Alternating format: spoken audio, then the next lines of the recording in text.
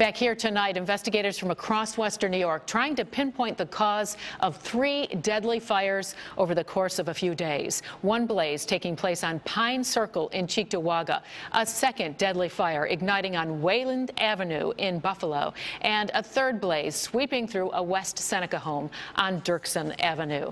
7 Eyewitness News reporter Ed Riley live in West Seneca tonight with the latest on that fire. Ed.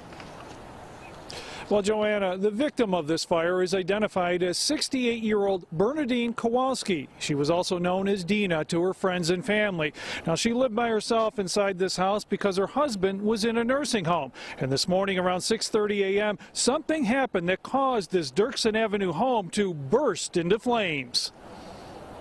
My wife looked out and she says, "Holy crap," she says, "there's flames coming right out of the roof of that house." And I saw the whole front of the house just blow out. When I first rolled up, the fire was pushing out of the front of the house, probably 10, 15 feet out front and going up 30, 40 feet in the air. Multiple fire companies responded to the blaze, which was so intense that it compromised the Dirkson Avenue home's structure. We had the first floor and second floors in the front half of the building burned through, so we kept crews away from there for safety. Power was cut to the whole block while firefighters struggled with water. And the one fire hydrant at the top of the street here was blocked in by about 6 feet of snow. The guys had to dig it out before they could actually access it.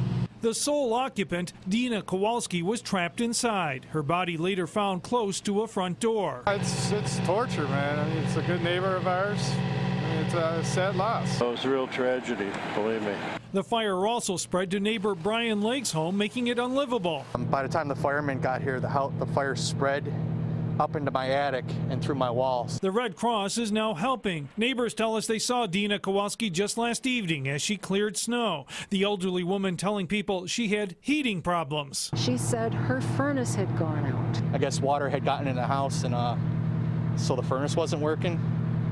I don't know if the rumors are true that she had a space heater. I don't know that for sure. I very much miss Dee living next door to me for as many years as she did. She was a very quiet, kind, nice neighbor.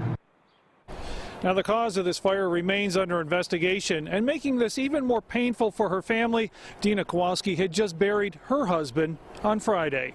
Reporting live from West Seneca, Ed Riley, 7 Eyewitness News.